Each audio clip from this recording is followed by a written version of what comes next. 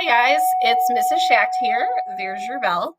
And I am here to discuss the various geographical regions of the early American colonies, as well as the economies that existed within each region. So to begin, you have three kind of distinct regions. You have the New England colonies up north, and in a later video, you're going to hear about how many came here for religious purposes.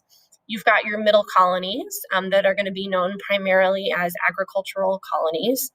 And then you're going to have your Chesapeake and Southern colonies. So I just want to point this out that the Chesapeake colonies refer specifically to Virginia and Maryland, but they're often lumped together with the Southern colonies because you're going to see eventually large-scale farms and then down the road plantations. So to begin, I want to discuss the Chesapeake and Southern colonies, and everything that's highlighted in red throughout this presentation is also a Quizlet term. So if you were to ever see a question, and these are pretty common, especially in the short answer, that asks you to compare and contrast different colonial regions, one of the examples I would hope that you guys would use and remember would be the colony of Jamestown. So Jamestown was formed in 1607, and it is in Virginia. And essentially, it is the first permanent British settlement in the New World. We know that the colony of Roanoke did not survive, and so Jamestown is the first one that actually sticks. Now, the people that came over to Jamestown, you had a group of 104 young men and boys who were hoping to find gold and riches and then bring that gold back to England and obviously make a profit for the crown. When they arrived, they found no gold, and they found a very swampy kind of marsh-like land that was really difficult to farm. So in those first couple of years, there was a lot of death due to disease and starvation, and very few of the original Jamestown settlers actually survived. Now, you've got two gentlemen here. You've got John Smith and John Rolfe. John Smith was kind of considered to be the leader of the first group of Jamestown settlers in the New World. He primarily dealt with local native tribes and tried to form relationships with them. But John Rolfe here, you'll notice, is standing in a field of tobacco. And so if you guys remember nothing about Jamestown, my hope is that you remember that Jamestown eventually thrived because of tobacco. So John Rolfe kind of figured out this idea that the tobacco seed actually grew really well in this kind of, humid marsh-like climate. And so tobacco began to thrive in Jamestown. And that is ultimately what caused Jamestown to succeed as a colony, and that eventually became the colony of Virginia. Now, with these tobacco farms, there are people who are needed to work the land. So before you hear about the African slave trade in a later video, the first laborers were indentured servants. And these were people from England. Some of them were actually criminals. But some of them were just maybe looking for a fresh start. And what they would do is they would enter into a contract with somebody over in Jamestown. Let's say I owned a tobacco farm, right? I could hire somebody from England. I would pay for his passage over. He would work on my tobacco farm for maybe a period of 3, 4, sometimes as long as 7 years. And then after that contract was up, he was essentially free to go. But it's important to note here, there's a couple advertisements for indentured servants. Not all indentured servants were actually working on tobacco farms. Some served as, cooks, tutors for children. You kind of see a lot of different occupations down here. So while, working on tobacco farms was common, you could have come here for a variety of jobs. Interestingly enough, I'm a big fan of A-Push memes.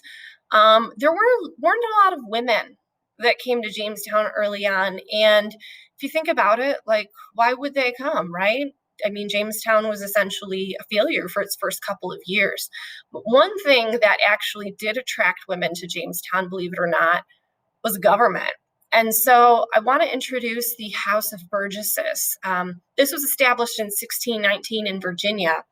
And this was a way to give a sense of law and order to Jamestown. And then as the colony grew, like I said, there needed to be some level of law and order. So this is essentially Virginia's representative government. And what's interesting about the House of Burgesses is that the local residents could establish laws and hold people accountable. But the King of England always had veto powers over these laws. But if you think about it, right, England's an ocean away, and the King of England has bigger fish to fry across the pond. So for the most part, the House of Burgesses really didn't have much interference, from the crown. And that's called salutary neglect. And you're going to hear that term quite a bit as you progress throughout chapters 2 and 3. But salutary neglect is this idea that, there's laws and there's a governmental institution. But for the most part, the king kind of ignores essentially the colony of Virginia and lets the House of Burgesses kind of do its own thing. And I'm going to bring that up again in a quick second. Another example of that comes with mercantilism and the Navigation Act. So this whole system that I've been discussing with Jamestown as the example comes back to this term of mercantilism. And this is essentially an economic system, right, where the mother country, in this case, England, is looking for colonies that are rich in natural resources. So in this case, it would be tobacco. And ultimately, those colonies would be used for those resources. If you look at this map up here, those resources would then go back to England, and then they would be sold not only back to the colonies, but they would be sold all over the world as well, thus making a huge profit for, I'm going to move this here, the mother country. In order to kind of establish some rules, the Navigation Acts, there were a series of them created in the 1660s and 1670s that tried to essentially kind of establish some laws for this system. So if you take a look at this little cartoon, essentially some of the laws were as such. The colonies could not export any goods that were already made in England. They had to use English ships to essentially bring these products back to England. They could only trade with England. And essentially it was very restrictive, okay? Now, that is another example of salutary neglect, right? The colonists aren't supposed to trade with other countries. They're supposed to only use English ships. But these laws were not heavily enforced because, again, there's a lot going on back in England. They don't really have time to kind of enforce all of these laws. So the colonists actually do quite a bit of smuggling goods from other countries, and they start trading with other countries as well. And England, for the most part, kind of ignores that. And again, that is called salutary neglect. Just to kind of finish up, though, I want to talk about the middle colonies. Examples of that would be places like New York and Pennsylvania.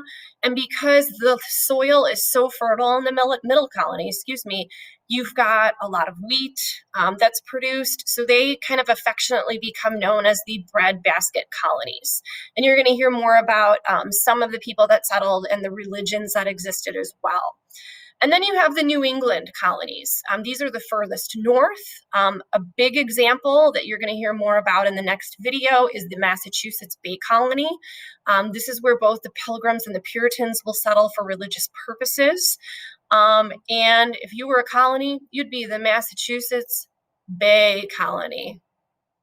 Had to throw that in there. All right. So again, you've got the New England, the middle, and the Chesapeake Southern colonies. I'm going to kick it over to Mr. Irvin, who's going to speak more to the religion that brewed in these colonies. And I hope you guys have an awesome day.